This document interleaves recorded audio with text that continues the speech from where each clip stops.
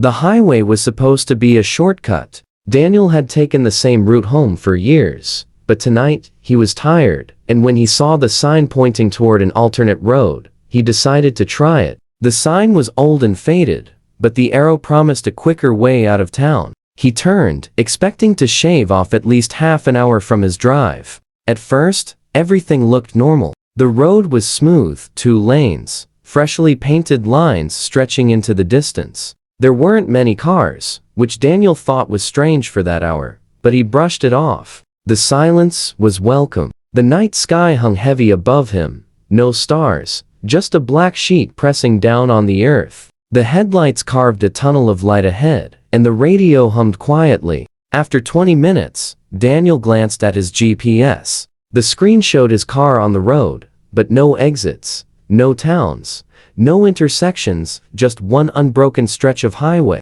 He frowned and zoomed out, but the screen froze, stuck on the same view. He tapped the phone, then held the power button. The screen went black, dead. He drove another 10 minutes. The gas station he expected never appeared. No signs, no buildings, no lights. Only the same endless road and the same broken guardrail he could swear he had passed before. His chest tightened a little, but he shook his head. He was tired, maybe imagining things. 30 minutes later, the road still stretched the same way, and the fuel gauge was dipping lower. Daniel leaned forward, eyes sharper now. He caught a glimpse of something on the roadside, a billboard with peeling paint. It read, "Turn back now." His heart stuttered. He looked into the rearview mirror, but the billboard was gone, swallowed by the dark. He pressed the accelerator, urging the car faster. Another 20 minutes went by. The same empty lanes, the same whispering tires on asphalt.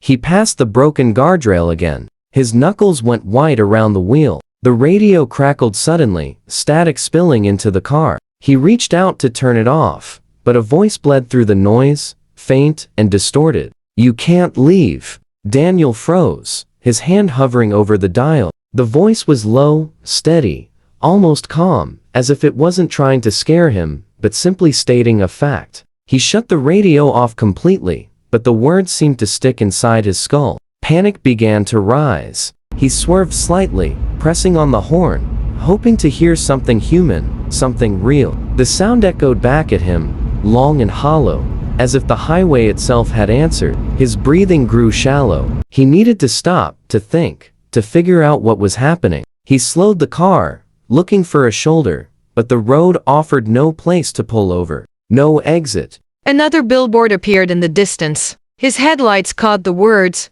"You've been here before." Daniel gripped the wheel tighter. He couldn't remember passing it earlier, but his mind was fogging, looping the way the road looped. His gas tank dipped close to empty, the needle threatening red. He pressed harder on the gas, desperate now, speeding past the endless asphalt. Minutes bled into hours. The dashboard clock was frozen at 11:47, no matter how long he drove. His throat was dry, his eyes burning, but the road didn't end. Finally, in the distance, he saw lights. Relief flooded him. A gas station sat just off the shoulder, glowing faintly in the dark. He pulled in fast, the tires screeching. The lot was empty.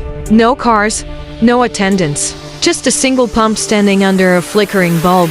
He climbed out, the night air colder than it should have been. The silence was suffocating. He picked up the nozzle, pressed the trigger. Nothing came out. Then he noticed the glass door of the station. Someone had written words in the dust, long jagged strokes across the glass. His hands trembled as he leaned closer to read them. "You never left." The reflection in the glass stared back at him, but the face wasn't his. It was older, eyes hollow, lips curled into a smile that didn't belong to him. No rest. Stop. Nothing.